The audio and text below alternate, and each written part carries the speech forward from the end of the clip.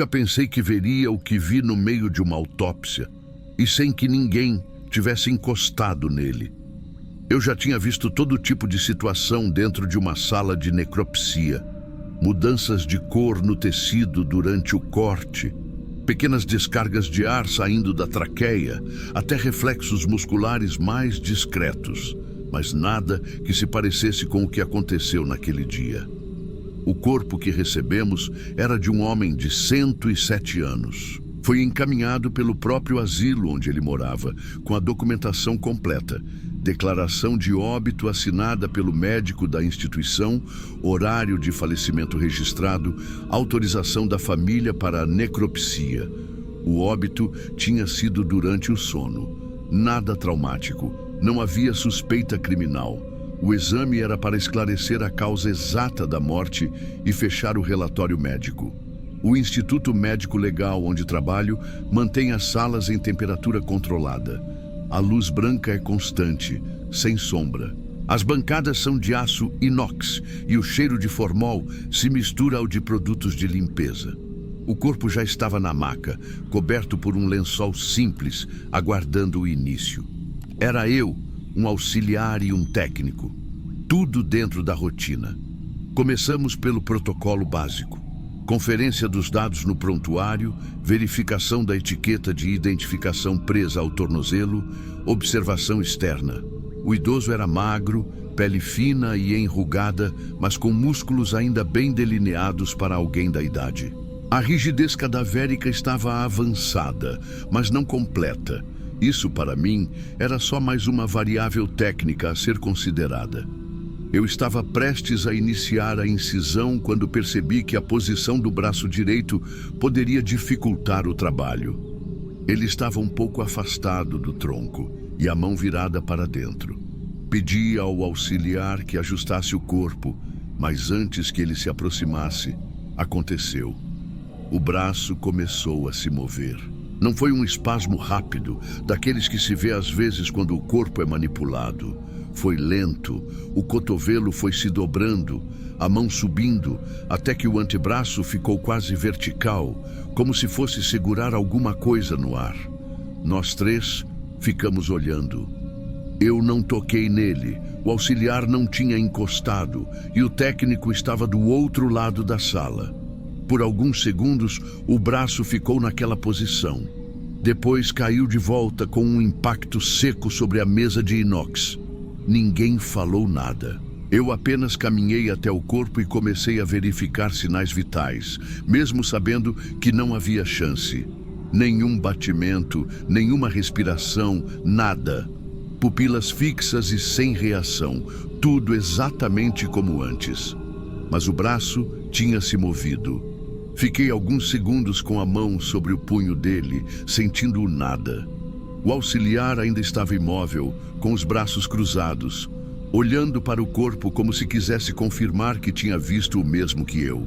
O técnico, mais afastado, ajeitou os óculos e desviou o olhar para o chão. O som do impacto seco do braço na mesa parecia ter ficado preso na sala. Segui o protocolo como se fosse qualquer outro caso. Peguei o estetoscópio, verifiquei por ausculta. Silêncio absoluto. Passei o oxímetro, mais por formalidade do que por necessidade, e a tela apagada não mostrou nada. Pupilas fixas, sem reflexo. Nenhum sinal de circulação ou atividade elétrica. Era, sem dúvida, um corpo sem vida. Mas o movimento tinha sido claro demais para ignorar. Não foi um reflexo visível, só para quem estava tocando o corpo. Foi algo que qualquer pessoa na sala poderia ter visto, mesmo sem estar a 1 metro de distância. Olhei para o auxiliar e perguntei se ele tinha esbarrado, mexido ou encostado sem querer. Ele balançou a cabeça sério. O técnico confirmou que do lado dele não houve nenhum contato. Então, a única explicação plausível era algo que, mesmo para nós, não é tão comum de presenciar: reflexo post-mortem. Expliquei para eles, de forma simples, que em alguns casos os músculos podem responder de forma involuntária, mesmo depois da morte, especialmente quando há rigidez instalada e a temperatura ambiente está controlada. No caso daquele idoso, o corpo estava numa condição que favorecia esse tipo de reação. Musculatura relativamente preservada, temperatura da sala constante e provavelmente algum estímulo provocado pela mudança de posição inicial, quando havíamos começado a manipulação. A diferença é que a maioria desses reflexos acontece de forma abrupta, como um tranco ou uma contração curta, mas o que vimos foi uma movimentação lenta e contínua que visualmente lembrava um gesto voluntário. Isso inevitavelmente mexe com a forma como a gente percebe o momento. Ninguém fez piada, ninguém quebrou o clima. Era um silêncio que pesava. O auxiliar apenas voltou para a posição de trabalho e eu continuei os preparativos como se nada tivesse acontecido. Mas cada ajuste que eu fazia no corpo parecia mais lento do que o normal, como se todos estivessem medindo os próprios movimentos. Ainda comentei, para registrar tecnicamente, que o fenômeno poderia ter sido favorecido pela combinação de rigidez e relaxamento parcial em grupos musculares diferentes, criando aquele efeito visual incomum. Mas a explicação, por mais lógica que fosse, não tirava o peso do que tínhamos acabado de presenciar. Voltei a me concentrar no exame. Os cortes, as medições, a coleta de amostras, tudo seguindo a ordem de sempre. Mas mesmo com a rotina, eu percebia que todos os movimentos da equipe estavam mais contidos, quase cuidadosos demais, como se o corpo pudesse reagir a qualquer momento. Ninguém falava. O único som era o dos instrumentos tocando o metal da mesa e o leve ruído do sistema de ventilação. O braço direito, que tinha se erguido sozinho minutos antes, permanecia na posição correta para o exame, apoiado ao lado do tronco. Eu evitava olhar para ele mais do que o necessário. Não por medo, mas porque cada vez que meus olhos cruzavam aquela mão enrugada, a cena do movimento voltava completa, como se fosse uma gravação repetida na minha cabeça. Durante todo o procedimento, não houve nenhum outro reflexo, nenhuma contração, nenhum espasmo. O corpo se manteve totalmente imóvel, mas a sensação de que algo tinha quebrado a previsibilidade da sala de necropsia continuou presente até o último passo. Terminamos o exame. O corpo foi higienizado, recompondo a apresentação e colocado no saco mortuário. Antes de fechar, olhei novamente para o braço, dessa vez mais como confirmação pessoal de que estava imóvel. Estava. Na sala de registro, escrevi o laudo. Segui o formato padrão.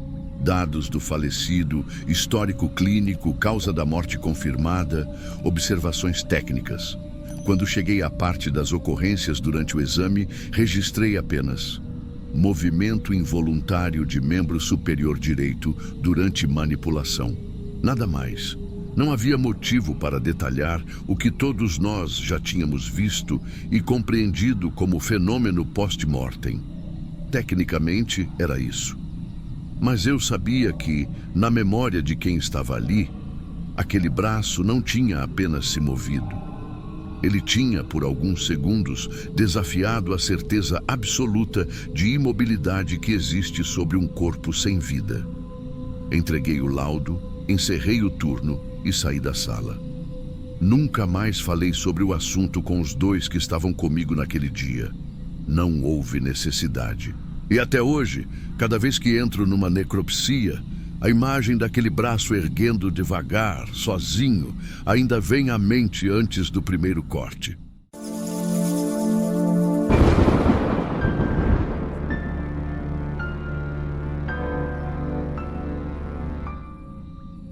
Nunca me pediram para identificar alguém que já estava identificado. Até aquele dia. Era começo de tarde, quando chegou a solicitação. Eu estava na sala de odontologia forense do instituto, revisando um laudo anterior, quando a auxiliar bateu na porta com o papel em mãos. A princípio, pensei que fosse mais um caso comum: corpo sem documento, corpo carbonizado, corpo em decomposição avançada. Mas não. O formulário tinha um detalhe que me fez parar: nome do indivíduo, data da morte. E logo abaixo, a informação: identificação prévia, realizada e confirmada pela família.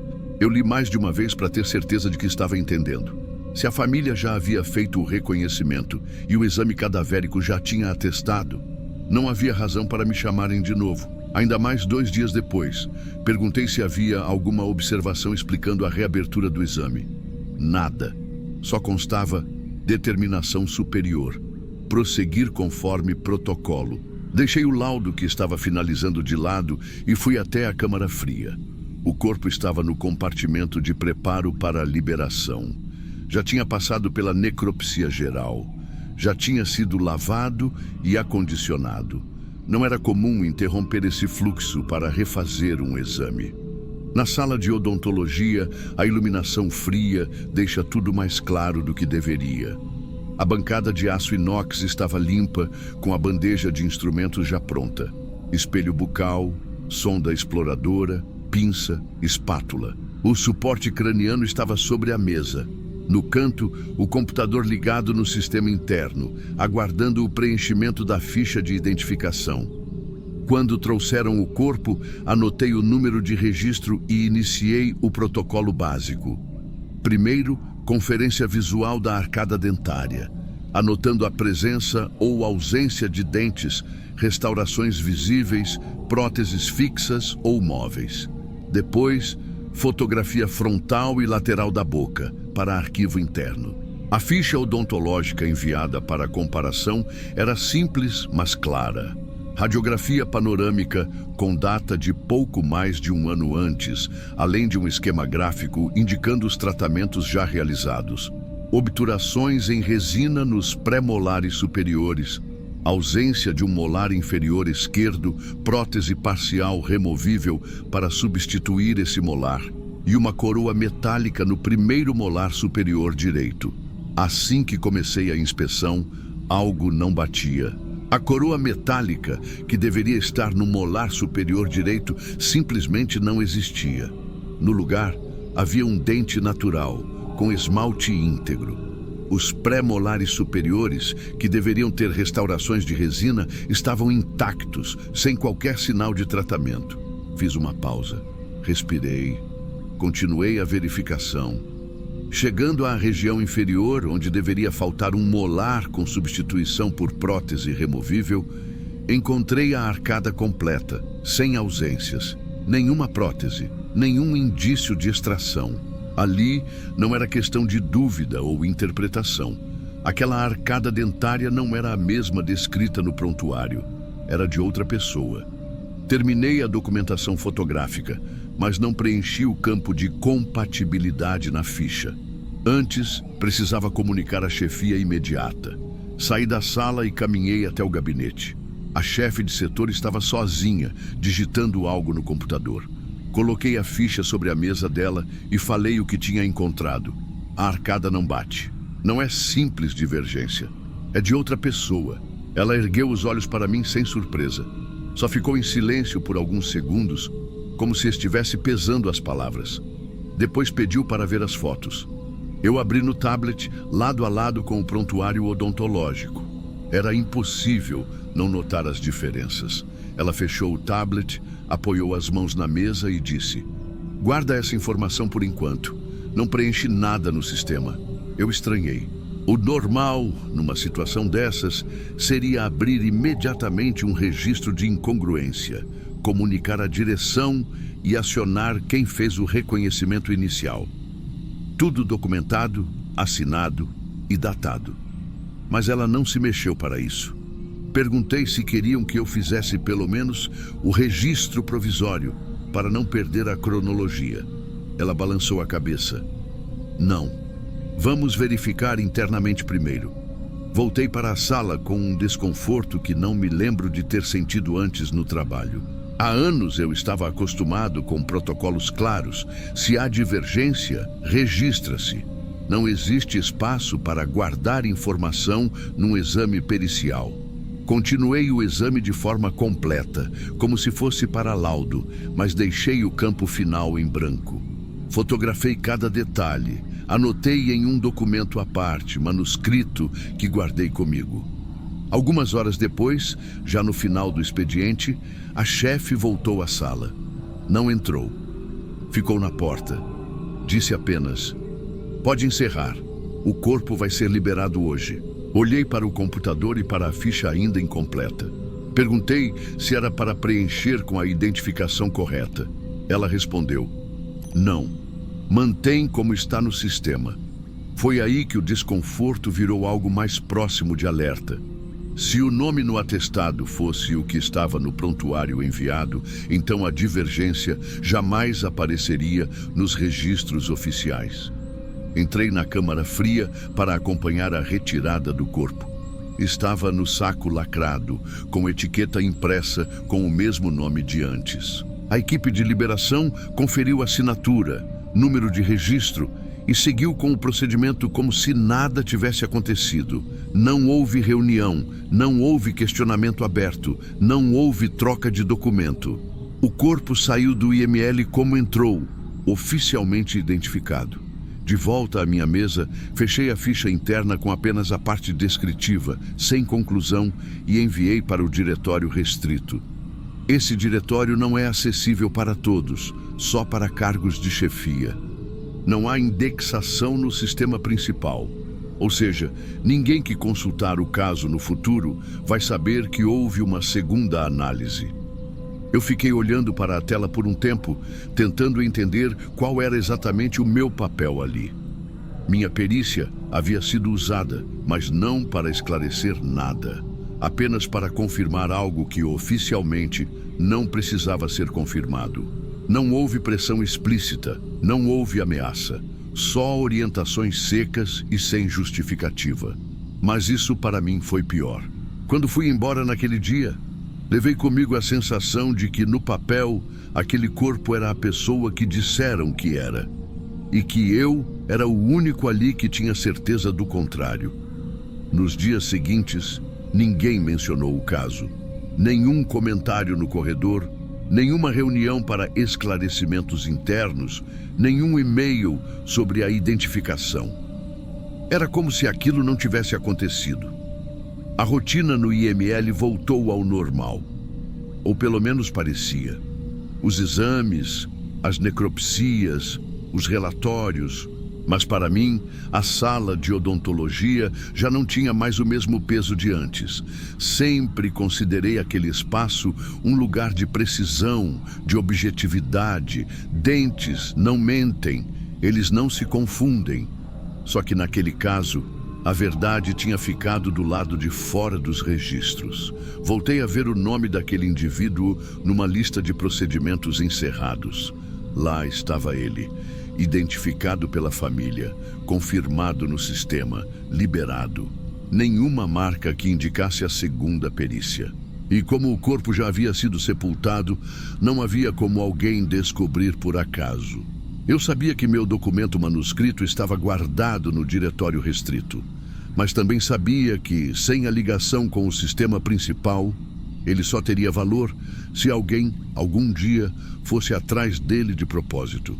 E para isso acontecer, alguém precisaria primeiro desconfiar que havia algo errado. Na prática, isso significa que a contradição que vi não existe para ninguém além de mim e da chefia. Lembro do momento exato em que percebi que não ia ter resposta. Estava no final de um plantão noturno, sozinho na sala, fechando outro laudo. Cliquei, sem pensar muito, no histórico do caso. As fotos da arcada que eu fiz não estavam anexadas, nem as anotações que enviei. Só a primeira identificação, feita antes de mim. O prontuário odontológico que recebi ainda constava lá, mas sem qualquer referência à minha análise. Fechei o arquivo e fiquei sentado, encarando a parede. Pensei em falar com alguém de fora, mas rapidamente descartei. No nosso trabalho, existe um tipo de silêncio que não vem com ordens diretas. Ele se impõe sozinho, pelo jeito como as coisas são feitas. Nunca mais me pediram para repetir uma identificação já confirmada. E eu nunca mais olhei para uma solicitação sem lembrar daquele dia. Hoje, quando abro a ficha de um novo caso, sempre passo os olhos procurando qualquer sinal de repetição desnecessária. Não encontrei mais nada parecido, mas o fato de ter acontecido uma vez me impede de acreditar que não possa acontecer de novo. Eu continuo acreditando na ciência, nos protocolos, na odontologia forense como ferramenta de verdade. Mas também aprendi que, em certos casos, a verdade é tratada como algo opcional. No sistema, ele ainda era quem disseram que era, e é assim que vai continuar.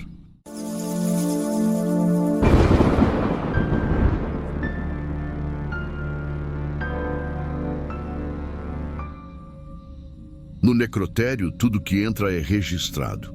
Não existe depois eu anoto, nem amanhã eu coloco no sistema. A gente documenta no momento exato, porque cada corpo é um processo legal. Data, hora, origem, nome do responsável pelo encaminhamento, motivo do óbito, assinatura, tudo. Se faltar um desses itens, já é motivo para questionamento. Eu trabalho num necrotério universitário. Além de receber corpos para exames legais, o lugar também serve de centro de ensino para alunos de medicina e odontologia.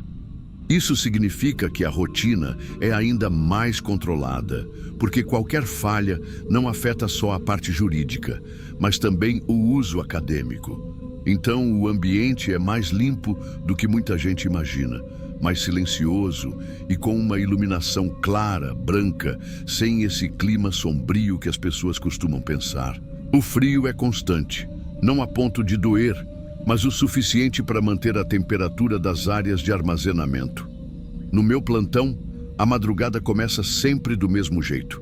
Eu confiro se as câmaras frias estão fechadas e funcionando, reviso o livro físico de entradas e saídas e olho se tem algum corpo em preparação para a necropsia da manhã. Normalmente, os encaminhamentos chegam dentro de caixas metálicas próprias ou em sacos mortuários lacrados. Quando o corpo já foi liberado pela perícia e está só aguardando funerária, pode vir até em caixão lacrado, mas isso é menos comum no meu turno. Naquela noite, tudo seguia o normal até perto das 2 da manhã, quando o telefone fixo tocou. Era o hospital municipal. A voz do outro lado disse que precisava segurar um corpo por algumas horas, porque a funerária responsável só conseguiria recolher de manhã. Isso acontece, e não é motivo de alarde. Perguntei se a documentação estava em ordem e recebi um sim, tudo certo. Combinei o recebimento. Uns 20 minutos depois, a campainha de acesso lateral tocou. Quando abri, vi 2 funcionários do hospital empurrando uma maca. E foi aí que, de cara, estranhei. Era uma maca hospitalar comum, com grades laterais e colchão fino. O corpo estava coberto por um lençol branco, como em um leito, não dentro de saco mortuário. Não é assim que se transporta um corpo para um necrotério. Questão de higiene, de protocolo, de respeito ao ambiente. Pedi o encaminhamento. Um deles me entregou uma prancheta com um formulário. Assinatura incompleta, hora de óbito preenchida, mas campo de identificação do transporte em branco. Perguntei se tinham o lacre e a resposta foi que ficou no hospital. Anotei a irregularidade no livro e assinei o recebimento, porque tecnicamente eles estavam deixando sob guarda temporária. Meu plano era colocar o corpo na câmara fria, mas logo veio outro problema. Aquela maca não encaixava no trilho de entrada da câmara. As rodas eram maiores, presas, e o leito mais largo. Isso significava que, para armazenar, eu teria que transferir o corpo para uma maca própria do necrotério, coisa que não é prática de madrugada sem equipe auxiliar. Não é impossível, mas exige pelo menos 2 pessoas, e eu estava sozinho no momento. Decidi que ia deixar no corredor de acesso à câmara, que é fechado e restrito. Coloquei a maca paralela à parede, travando as rodas, e voltei para o meu trabalho. Até aí, nada além de um procedimento fora do padrão, mas que já estava anotado. A madrugada seguiu com a rotina de revisão de laudos, pequenas anotações nos relatórios de necropsia do dia anterior e checagem de temperatura das câmaras. Mas a cada vez que eu passava pelo corredor, parecia que a maca não estava exatamente na mesma posição de antes. Não era nada gritante. Talvez 10 centímetros mais próxima da parede, o lençol um pouco mais desalinhado na ponta dos pés. A primeira vez, pensei que talvez tivesse encostado sem perceber. Na segunda, fiquei em dúvida. Na terceira, já comecei a me perguntar se alguém tinha passado por ali. Por volta das 3h30, fui até a copa pegar um café. Quando voltei, reparei que o lençol agora estava dobrado de um jeito estranho na região do tórax, como se alguém tivesse puxado e depois colocado de volta rápido. As rodas da maca continuavam travadas, mas a distância dela para a porta parecia menor. Fiquei parado uns segundos olhando, tentando lembrar se tinha deixado exatamente naquele ponto. Não sou de me impressionar fácil. Trabalho ali há tempo suficiente para saber que às vezes a gente acha que algo mudou e não mudou. Mas como era um corpo que não estava devidamente acondicionado e não tinha lacre, comecei a pensar se algum aluno noturno não tinha entrado por engano. Para ter certeza, fui até a sala de segurança, onde ficam os monitores das câmeras. Nosso sistema é simples. Filmam as entradas, o corredor de acesso e a copa, mas não filmam dentro das câmaras ou das salas de procedimento. Rebobinei a imagem da câmera do corredor. A primeira coisa que vi foi eu mesmo passando mais cedo, empurrando a maca até o ponto onde tinha deixado. Antes disso, corredor vazio. Nenhum registro da entrada. Voltei mais no tempo. Minutos antes da minha chegada com a maca, a imagem mostrava o mesmo corredor, com as luzes acesas, completamente vazio. Não havia filmagem dos 2 funcionários do hospital trazendo o corpo, nem da porta lateral se abrindo, nem de nada. Era como se, para o sistema, aquela maca já estivesse ali quando eu passei. Mas eu sabia que não. Eu mesmo tinha recebido e empurrado até ali. Pensei em falha no sistema. Isso acontece quando o HD entra em modo de gravação em loop e perde trechos. Mas o estranho é que a gravação anterior estava normal, mostrando eu entrando pela porta lateral às 2h20, sozinho, sem ninguém na frente, sem maca. Corte limpo. No quadro seguinte, lá estou eu já no corredor com a maca. Fiquei olhando para a tela, tentando encontrar qualquer sombra, qualquer reflexo que indicasse movimentação anterior. Nada. Só o corredor estático, depois o corte, depois eu. Tranquei o corredor com a chave reserva que fica comigo e voltei para o meu posto. Anotei no livro interno o horário, o motivo do isolamento e que a maca seria recolocada na câmara assim que possível. Eu queria evitar que alguém passasse por ali até entender o que tinha acontecido com aquela filmagem. Ainda tive que passar mais 2 vezes perto da maca ao longo da madrugada. E posso jurar que na última vez, o travesseiro fino que estava sob a cabeça não estava mais lá. Procurei no chão, nada. Levantei o lençol com cuidado, nada embaixo também. Não mexi mais. Quando deu umas 5h40, comecei a preparar as coisas para o horário de entrega.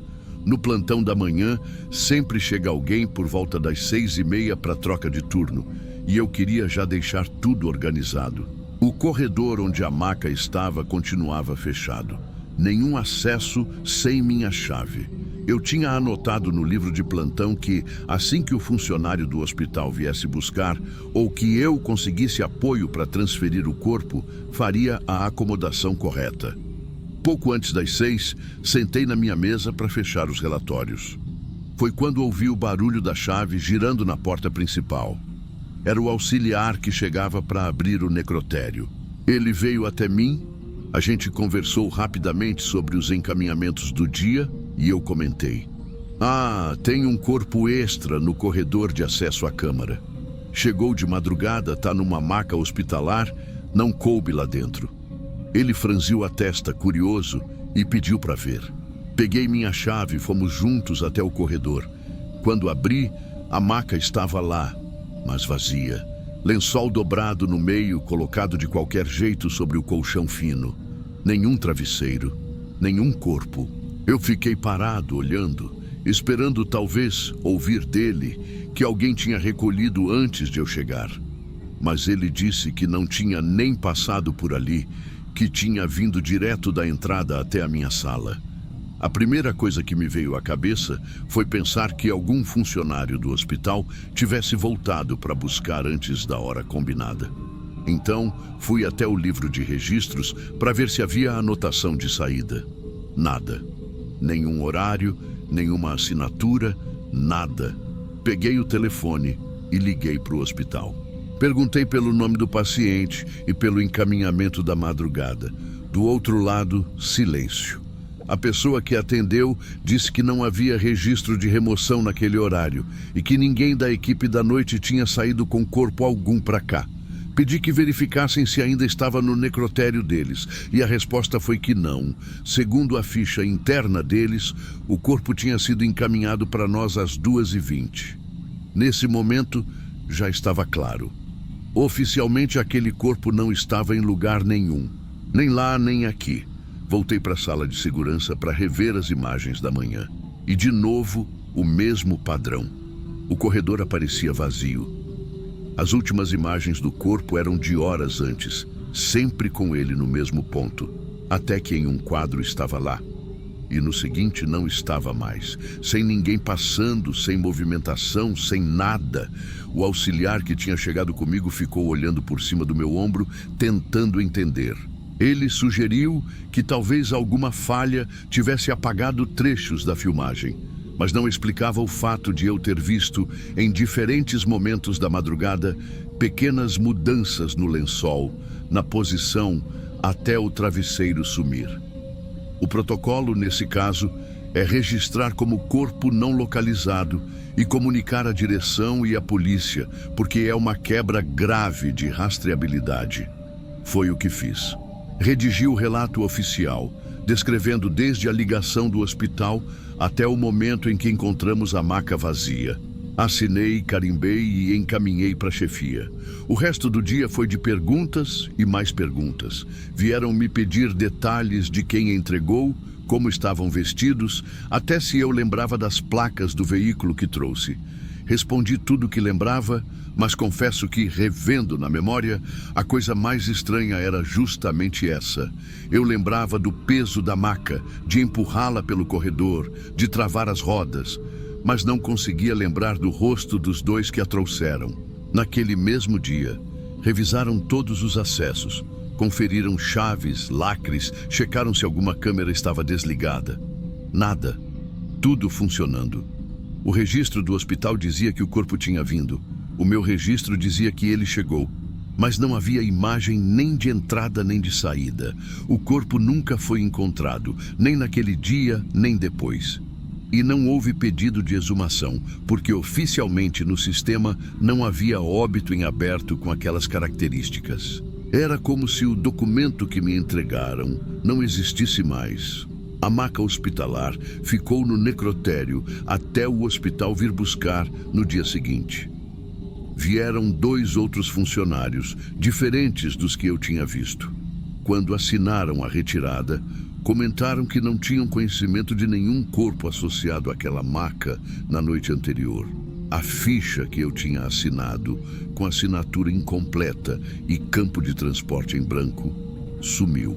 Procurei no livro e a página estava lá, mas o documento não estava anexado. O mais perto de uma prova que restou foi a minha própria anotação manuscrita da madrugada. Eu sigo nesse trabalho até hoje. Já vi casos complexos, corpos com documentação confusa, encaminhamentos trocados, mas nada como aquilo. No necrotério, tudo que entra é registrado. Tudo, ou quase tudo. Até hoje, não sei se aquilo foi erro humano, falha técnica ou outra coisa. Só sei que oficialmente aquele corpo nunca esteve lá.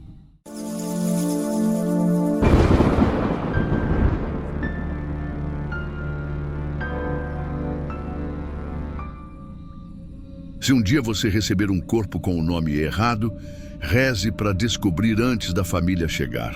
Eu aprendi isso numa madrugada em que estava sozinho no setor de conferência. A van do hospital encostou por volta das 2h13. O motorista deixou a maca, a ficha grampeada no plástico, assinamos a entrada e ele foi embora. Até aí, nada fora do comum. Peguei a ficha, papel timbrado do hospital, nome completo, 62 anos, óbito por parada cardiorrespiratória, endereço no subúrbio, contato de familiar. Coloquei a ficha de lado, vesti as luvas e abri a gaveta para confirmar a identificação antes de registrar no sistema. Só que quando puxei, a primeira coisa que me travou foi a fisionomia. Não era um senhor de 62 anos, nem perto. O corpo na minha frente tinha, no máximo, 30 e poucos. Rosto liso, cabelo escuro ainda cheio, sem sinais de calvície nem rugas marcadas.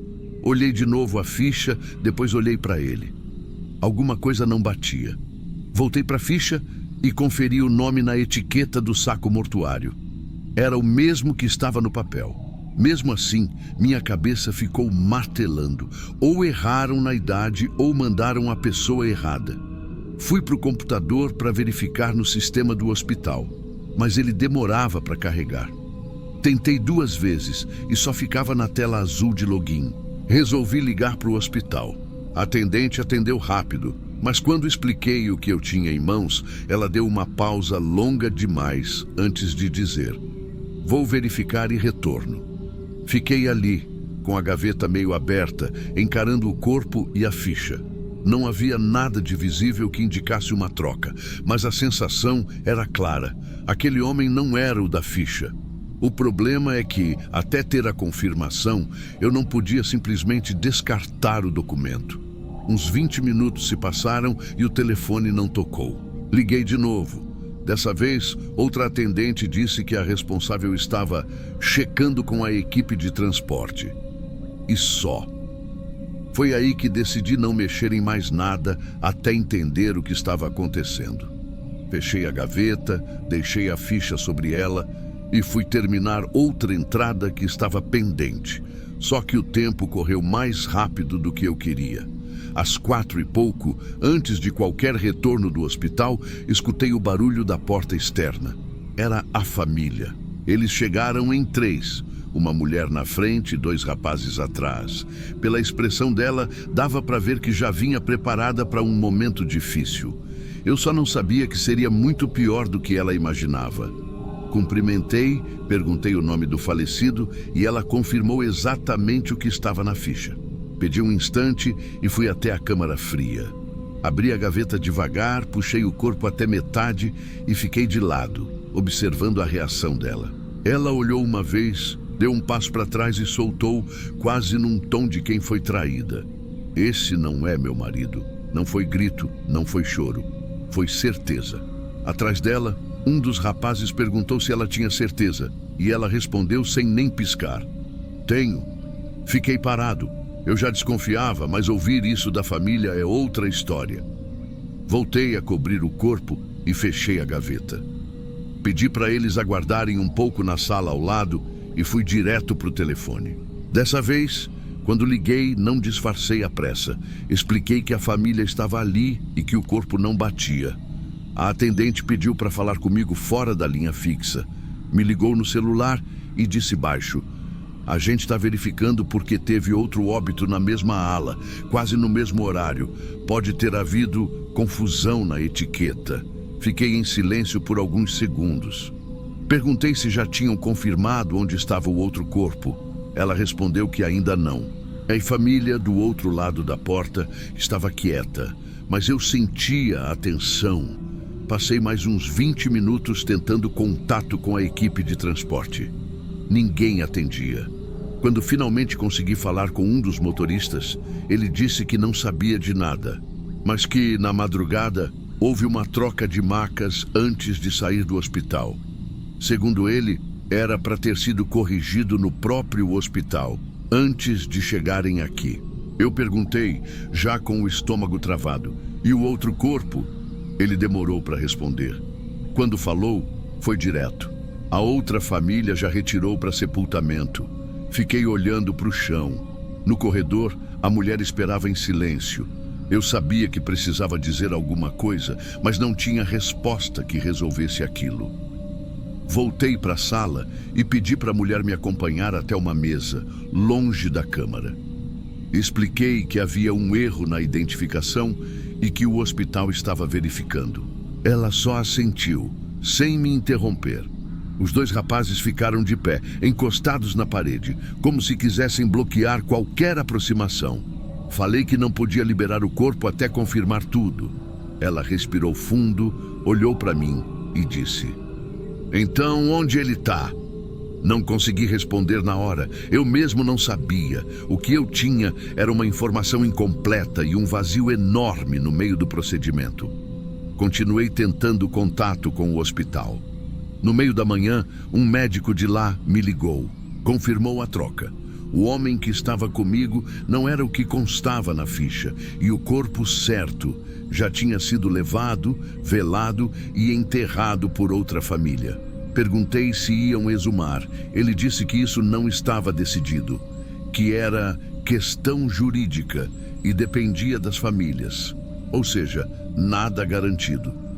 Fui até a mulher e falei apenas que o marido dela não estava ali e que o hospital entraria em contato para explicar os próximos passos. Ela ficou me olhando por alguns segundos, como se quisesse achar uma mentira na minha cara, mas não disse nada.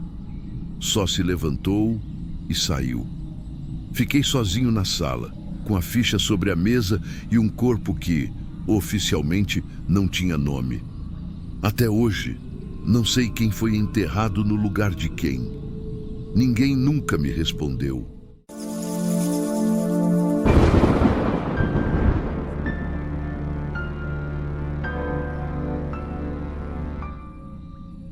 Já interditou uma sala de necropsia por causa de algo que não estava no corpo? Eu já. E foi uma das poucas vezes em que o protocolo me fez parar tudo no meio da madrugada, sem discussão. Era plantão de noite, daqueles que começam cansados antes mesmo de você vestir o avental. A escala estava desfalcada, a câmara fria quase cheia e 2 casos já esperando desde o fim da tarde. Eu tinha acabado de encerrar um exame mais demorado, limpado a bancada e estava me preparando para iniciar o próximo. A iluminação era a de sempre, luz branca, direta, que cansa a vista depois de algumas horas. Temperatura controlada, mas com aquele ar seco que deixa a garganta pedindo água o tempo todo. Nessa hora, chamaram no interfone avisando que um corpo estava chegando direto da cena de um homicídio. Isso, até aí, não era novidade. O que me chamou a atenção foi o fato de pedirem para eu receber também uma maleta de evidências, junto com a documentação. Não é que seja raro receber objetos junto do corpo, mas o padrão é que fiquem no setor de custódia, não dentro da sala de necropsia. O policial que trouxe estava apressado. Preencheu só o básico na ficha, deixou a maleta sobre uma das mesas de apoio e disse: "Não tenho onde guardar agora, volto para pegar antes do amanhecer." Foi isso. Pegou a assinatura de recebimento e saiu. A maleta não era grande. Tinha lacre plástico com código, como qualquer peça de evidência. Não havia nada na aparência que justificasse preocupação extra naquele momento. Eu anotei o que veio junto com o corpo, conferi a etiqueta do saco cadavérico, encaminhei para a maca e deixei a maleta onde ele tinha colocado, no canto. Enquanto eu ajeitava os materiais para o próximo procedimento, não dei muita importância para ela. Nesse início, parecia só mais um improviso de rotina. Coisa que, em plantão noturno, a gente aprende a engolir sem reclamar. Eu estava com as luvas já calçadas, separando os instrumentos, quando notei um cheiro diferente no ar. Não era o odor comum de um corpo recém-chegado, nem de produtos de limpeza. Era mais seco, metálico, com um fundo adstringente que raspava na garganta. No começo, achei que fosse impressão minha, mas a ardência nos olhos veio logo depois. Olhei para o lado e percebi que vinha da direção da maleta. Fui até ela. O lacre ainda estava intacto. mas o cheiro era mais forte quando me aproximei. A mesa de apoio não tinha nenhum resíduo ou produto que pudesse explicar aquilo. Era dali mesmo. Inclinei a cabeça para ler o lacre e aí me incomodei de verdade. O código de cor não era o padrão que eu estava acostumado a receber junto com corpos de crime comum. Aquele era usado só em situações de risco biológico ou químico alto. E normalmente vinha acompanhado de um aviso claro na documentação. Só que dessa vez não havia nada. Nenhuma anotação, nenhum formulário extra. Fiquei uns segundos parado, pensando no que fazer. Não dava para abrir, obviamente, e também não dava para ignorar. Chamei o segurança pelo interfone, expliquei rápido e pedi ajuda para mover a maleta para o corredor, pelo menos até eu confirmar com alguém da perícia. Quando ele chegou, tentamos pegar nas extremidades, sem mexer no lacre. E aí vimos um detalhe que me fez recuar. O lacre tinha marcas de pressão, como se alguém tivesse tentado manipular ou conferir antes. Aquilo me deu a sensação de que não estávamos lidando com algo simples. Foi quando decidi acionar o protocolo de emergência. Suspendi tudo o que estava fazendo, retirei o corpo e a maleta da área de trabalho e evacuei a sala. Colocamos fita de isolamento na porta. Registramos no livro de ocorrências e avisei que a necropsia programada dali a pouco estava cancelada. O corpo e a maleta ficaram lá dentro, sozinhos, com a luz apagada. E eu passei o resto da madrugada tentando continuar meu trabalho em outra sala, mas o pensamento voltava para aquela porta fechada e para o cheiro que parecia ter impregnado o ar, mesmo depois que saímos. O resto da madrugada foi estranho, não pelo barulho, porque no necrotério a maior parte do tempo é silêncio, mas pela sensação de que tinha um pedaço do meu trabalho que eu não podia tocar. É raro a gente ter uma sala interditada desse jeito. Normalmente, quando algo envolve risco químico ou biológico, já chega com aviso, com equipe preparada, com os equipamentos corretos. Aquilo não. Foi improviso puro. E improviso dentro de uma necropsia é coisa que deixa qualquer um inquieto. Trabalhei em outra sala, mas era impossível não passar pelo corredor e ver a porta com a fita de isolamento cruzada. O lacre do próprio necrotério ali, avisando que ninguém podia entrar. Sabia que lá dentro tinha um corpo que ainda precisava passar pelo exame e aquela maleta. O problema é que na minha cabeça a maleta tinha crescido de tamanho. Não fisicamente, claro, mas no peso do que podia estar ali. De vez em quando, o segurança passava por mim e soltava um comentário curto. O cheiro ainda está saindo pela fresta. Eu tentava não dar importância, mas também não conseguia fingir que não estava curioso. Ao mesmo tempo, vinha aquela sensação incômoda de que talvez fosse melhor mesmo não saber. As horas passaram devagar. Continuei atendendo outras demandas, ajustando laudos atrasados, organizando materiais, mas sempre com aquela tensão no fundo. A cada vez que o telefone tocava, eu achava que podia ser o policial avisando que vinha buscar. Não era. Por volta das 6 da manhã, quando o movimento começa a aumentar e o plantão noturno já começa a se preparar para passar as ocorrências para o turno seguinte, ouvi passos rápidos no corredor. Era ele. Mesmo uniforme, cara cansada, mas nenhuma pressa em falar. Parou na porta. Olhou a fita e só disse: "Preciso entrar para pegar a maleta." Eu abri a porta mantendo distância. Ele entrou, pegou a maleta como se fosse um objeto qualquer e me pediu o livro de registro para assinar a retirada. Tentei perguntar: "O que exatamente tinha aqui?" Ele demorou um segundo para responder, mas o que veio foi seco: material de perícia. E voltou a assinar. Não explicou, não deu detalhes, não disse se era perigoso ou não. Terminou, agradeceu rápido e saiu carregando a maleta como se estivesse levando uma pasta de documentos. Não entrou mais ninguém com ele, não tinha escolta, nada. Só ele e aquela caixa. Fiquei parado olhando o corredor vazio depois que ele foi embora. É estranho como no necrotério certas coisas acontecem no seu turno e simplesmente somem, como se não tivessem existido. A sala ficou aberta de novo. O corpo estava lá, pronto para necropsia, e ninguém fez menção de registrar no sistema o que tinha ocorrido. No papel, foi como se aquela madrugada tivesse sido igual a qualquer outra. Mas eu sabia que não. A imagem daquela fita na porta, com um corpo e uma maleta lá dentro, sozinhos, durante toda a madrugada, não saiu mais da minha cabeça. Até hoje, nunca soube o que tinha naquela maleta. E sendo bem sincero, acho que nem quero saber.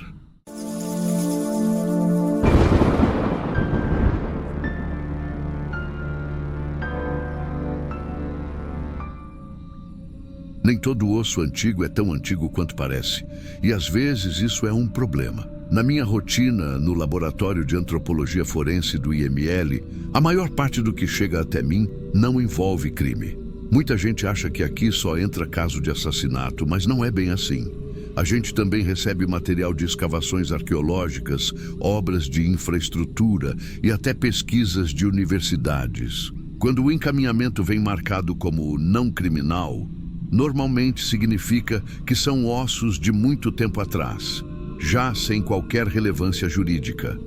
A função nesses casos é identificar a espécie, estimar idade e sexo e confirmar que não existe relação com nenhuma morte recente. Naquele dia, chegou uma caixa de papelão lacrada, vinda da polícia científica. O formulário de encaminhamento estava colado na tampa, preenchido de forma objetiva. Material ósseo encontrado em escavação não criminal. Nenhum nome, nenhum número de boletim de ocorrência. Apenas a data da coleta e a informação de que o material havia sido retirado de um terreno durante terraplanagem. Como de costume, registrei o protocolo e levei a caixa para a sala de análise. É uma sala fria, sem janelas, com bancada de inox e iluminação direta por luminárias articuladas. Abri o lacre e retirei o conteúdo devagar. Eram ossos humanos. Pelo tom amarelado acinzentado e a superfície porosa, já dava para ver que tinham passado décadas, talvez séculos, enterrados. Havia fragmentos soltos de costelas, parte de um fêmur, um crânio quase inteiro e alguns dentes ainda presos na arcada. Até ali, nada fora do esperado. Fiz a conferência visual, anotei o estado de preservação, a coloração e sinais de degradação. Normalmente, ossos antigos apresentam bordas mais desgastadas, microfissuras superficiais e aquele aspecto quase fossilizado. Tudo estava de acordo, só que ao colocar o crânio sob a luz direta para medir as suturas, um detalhe chamou minha atenção. Entre os dentes, no lado esquerdo, havia um brilho metálico. Não era sujeira. Me aproximei com a lupa e confirmei. Era uma restauração odontológica e não era qualquer tipo. O brilho e a coloração indicavam liga metálica moderna, algo que definitivamente não se encaixava com a aparência geral daqueles ossos. A primeira reação que tive foi pensar que poderia ser um equívoco visual. Às vezes, certos minerais se depositam nos dentes e criam reflexos que enganam. Mas ali não parecia ser o caso. A textura era lisa, polida, e o formato coincidia exatamente com o de uma obturação feita com amálgama. Deixei o crânio de lado por alguns segundos e conferi os dentes que estavam soltos na caixa. 2 deles também tinham pequenas áreas com a mesma liga metálica. Nesse ponto, minha atenção mudou de inspeção de rotina para verificação obrigatória.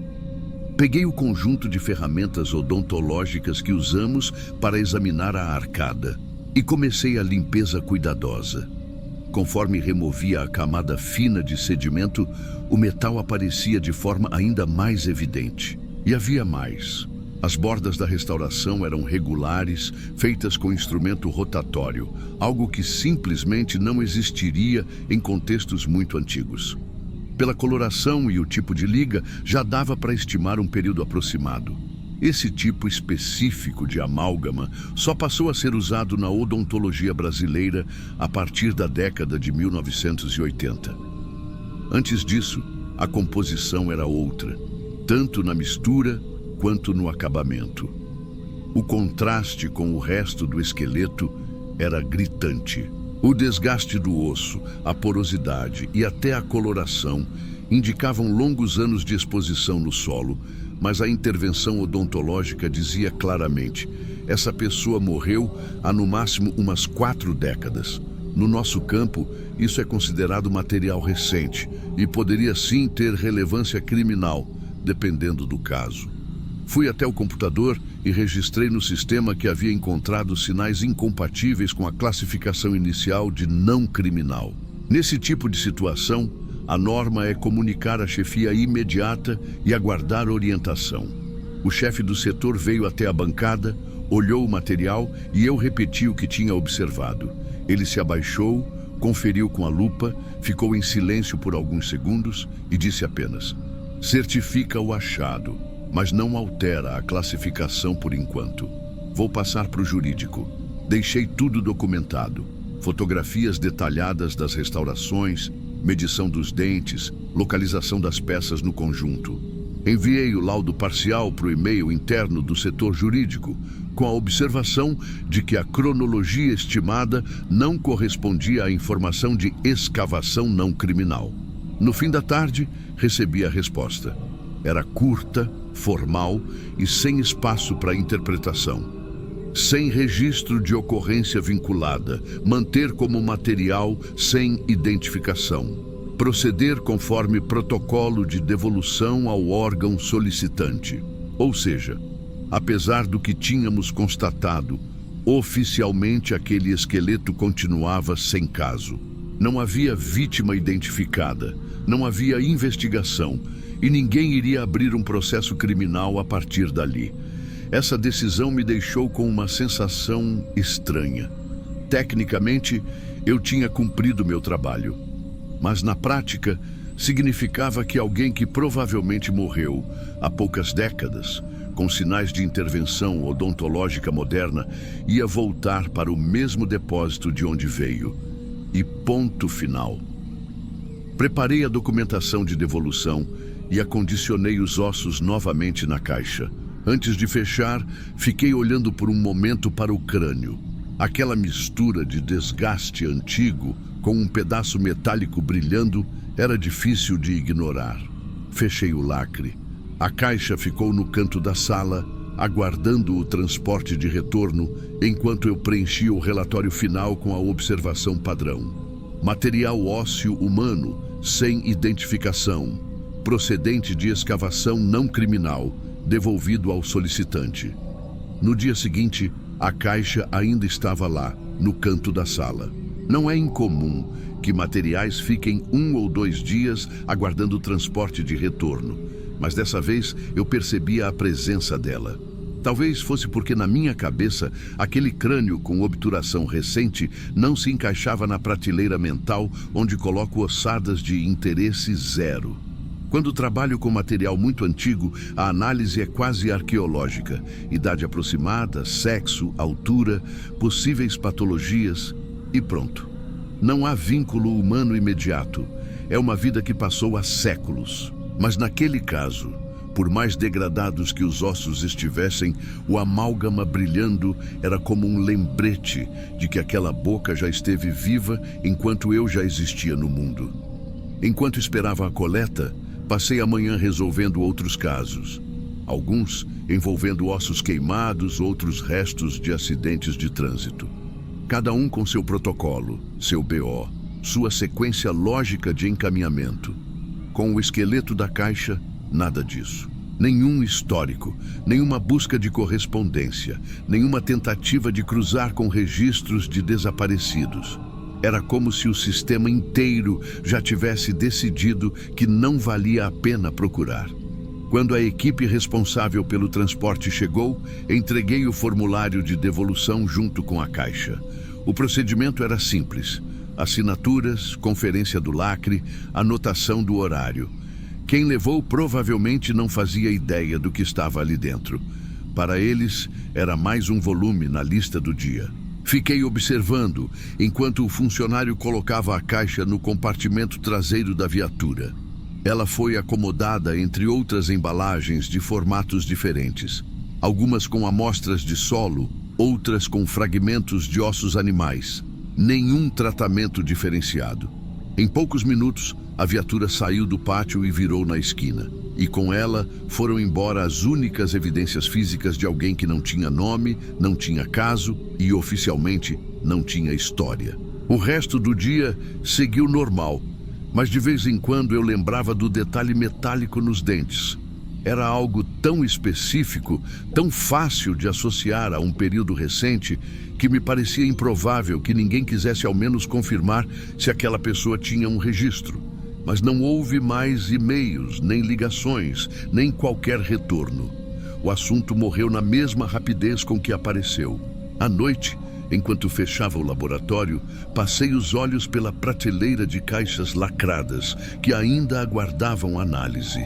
Pensei em quantas delas poderiam esconder algo parecido e que talvez eu nunca fosse saber.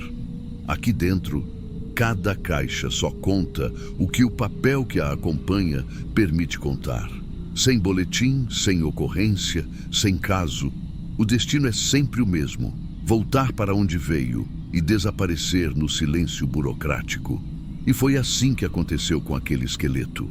Tecnicamente, não havia nada de errado em seguir o protocolo. Oficialmente, eu não deixei de cumprir nenhum passo, mas na prática, era como se alguém tivesse garantido que continuasse sendo apenas material sem identificação. E pelo jeito, era exatamente assim que deveria ficar.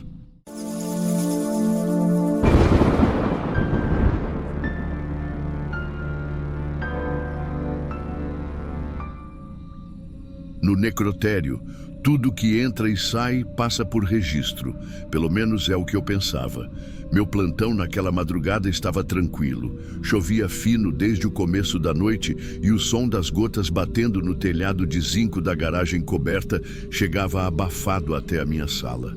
Eu já tinha feito uma necropsia no início do turno e estava apenas organizando alguns laudos pendentes. A sala de reconhecimento ficava a 2 corredores de onde eu estava, numa área restrita que só abria com chave. É um espaço pequeno.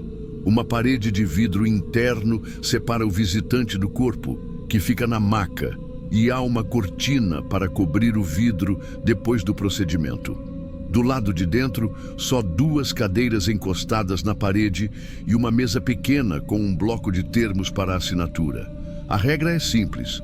Entra o funcionário, posiciona o corpo, chama a família, faz a identificação, registra a saída e fecha a sala. Naquela noite, perto das 2 da manhã, a recepção me avisou que uma família tinha chegado para reconhecer um parente. Era um caso recente, falecido poucas horas antes no pronto-socorro, encaminhado direto para nós. Peguei a ficha, conferi o nome e fui até a câmara fria buscar o corpo. Um auxiliar me ajudou a colocar na maca de rodízio e levar até a sala de reconhecimento. O protocolo foi seguido à risca. Posicionamos a maca de forma que o rosto ficasse visível pelo vidro, chamamos os familiares. 2 entraram acompanhados de um servidor da recepção, confirmaram a identidade em poucos segundos. Um deles assinou o termo, entregamos a cópia e eles saíram.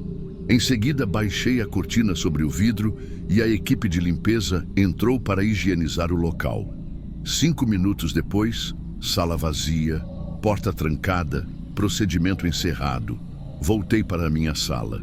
A chuva continuava e o resto do prédio estava silencioso.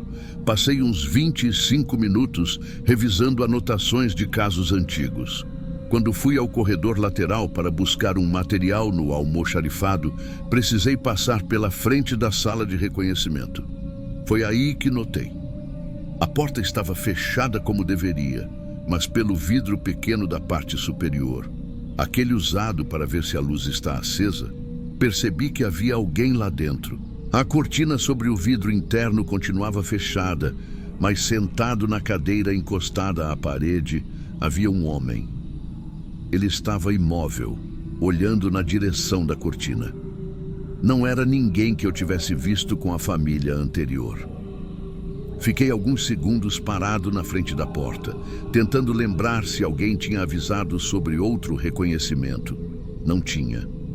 Olhei pelo vidro de novo. Ele não se mexia. Abri a porta. A luz estava acesa e o cheiro de desinfetante recente ainda era forte. O homem estava sentado de costas eretas, as mãos apoiadas nos joelhos. Roupa simples, calça escura, camisa social clara, um pouco amassada. Cabelo curto, sem boné, sem mochila. Falei que o procedimento já tinha terminado, que a sala estava encerrada para uso e que não poderia permanecer ali. Ele respondeu de forma calma, quase monótona. Estou esperando a outra parte da família chegar para ver também. A frase foi dita como se fosse algo normal. Só que não era. Expliquei que o reconhecimento é feito de forma agendada e que, até onde eu sabia, todos os familiares autorizados já tinham vindo. Ele não discutiu. Apenas manteve o olhar fixo na cortina, como se não estivesse falando comigo. Perguntei o nome dele. Ele respondeu um nome que não constava na ficha que eu tinha em mãos. Não disse sobrenome. Perguntei se tinha documento. Disse que não estava com nada. Voltei para o corredor, fechei a porta e fui até a guarita do segurança noturno. Perguntei se alguém tinha entrado depois da família. Ele olhou no livro de registro. Nada. Conferimos a câmera da recepção. Nenhuma entrada. O segurança sugeriu que poderia ter entrado junto com a família e ficado para trás. Mas isso também não batia. Eu tinha acompanhado todo o procedimento e todos saíram juntos. Além disso, o acesso até a sala de reconhecimento é trancado. Sem funcionário para abrir, ninguém entra. Decidimos voltar juntos até a sala. Enquanto caminhávamos pelo corredor, reparei que a luz ainda estava acesa lá dentro. Entrei primeiro. A sala estava vazia. A cadeira onde ele estava encostada no mesmo lugar, sem nada sobre ela. A cortina seguia fechada. Nenhum som, nenhuma porta lateral aberta. Até porque não existe porta lateral ali. O segurança perguntou se eu tinha certeza do que tinha visto. Disse que sim. Pedi para verificarmos as câmeras do corredor que dá para aquela sala. Voltamos para a guarita e avançamos as imagens no sistema. O vídeo mostrava a porta se abrindo no momento em que eu entrei da primeira vez e depois eu saindo sozinho. Nenhum registro de saída de outra pessoa, nem antes nem depois. Não havia ponto cego que justificasse. Fiquei em silêncio. Não havia como inserir aquilo num relatório sem parecer descuido ou erro da equipe, mas também não havia como ignorar. Anotei no livro de plantão de forma objetiva. 02 e 45. Sala de reconhecimento, encontrada ocupada por indivíduo sem registro de entrada. Identificação verbal inconclusiva. Às 02h55, ausência do indivíduo confirmada. Câmeras não registraram saída. Ocorrência encaminhada à chefia. O resto do plantão passou devagar. Não ouvi mais nada. Mas, sempre que precisei passar pelo corredor, desacelerei o passo antes de chegar à porta e só continuei andando depois de confirmar que a luz estava apagada. A partir daquele registro no livro de plantão, não houve nenhum retorno imediato da chefia. O protocolo é esse. Anota-se e a chefia decide depois se vale a pena abrir a apuração formal. Mas eu sabia que, no máximo, aquilo ia virar um comentário no próximo alinhamento de segurança e só. Ainda assim, fiquei com aquela sensação estranha de não ter controle total sobre o espaço. O necrotério sempre foi um ambiente previsível para mim. Tudo funciona dentro de regras claras e a circulação é mínima. Fora os funcionários, só entram familiares para reconhecimento ou autoridades para coleta de informações. Não é um lugar com fluxo livre. Na manhã seguinte, quando o plantão acabou, passei pelo corredor da sala de reconhecimento antes de ir embora. Estava fechada e apagada como deveria. Vi a equipe da manhã chegando, entreguei as chaves e comentei de forma resumida com um colega, sem entrar em detalhes. Ele só respondeu, estranho, e continuou organizando os papéis dele. 2 dias depois, voltei para outro plantão noturno. Cheguei cedo, revisei a escala e fui dar uma volta pelas dependências, como sempre faço no início. Quando passei pela sala, estava aberta, em uso para um reconhecimento agendado. A família estava do lado de fora, aguardando, tudo normal. Mas mesmo com a rotina normal, minha atenção se prendeu mais tempo do que o necessário naquela porta. É difícil explicar, mas desde aquela madrugada, qualquer vez que a sala está vazia, eu sinto necessidade de confirmar. É quase automático. Passo devagar, olho pelo vidro de cima, confiro a luz. Não é medo, é um reflexo, como se eu quisesse provar para mim mesmo que não vai acontecer de novo. A equipe de segurança também não encontrou nada fora do padrão. O sistema de câmeras não foi atualizado com novas informações. Nenhum registro a mais no livro da portaria. E como já era esperado, a chefia não pediu investigação formal. Ficou como um fato isolado, provavelmente atribuído a erro de percepção ou confusão no registro. Só que eu sei o que vi. Não confundi com funcionário. Não era parente da família daquela madrugada. Não tinha autorização para estar ali. E mesmo assim, estava. Desde então, mudei alguns hábitos durante o plantão. Se preciso passar por aquele corredor à noite, faço isso rápido. Evito parar perto da porta quando a sala está vazia. E em plantões mais tranquilos, deixo a chave dessa sala no painel da portaria para evitar que fique aberta fora de hora. Nunca mais encontrei ninguém ali sem registro. Mas também nunca mais tive certeza de que o controle que a gente acha que tem sobre aquele lugar é completo. E é por isso que, se eu puder, prefiro não passar por aquele corredor depois que o expediente acalma e as luzes são as únicas coisas acesas no prédio.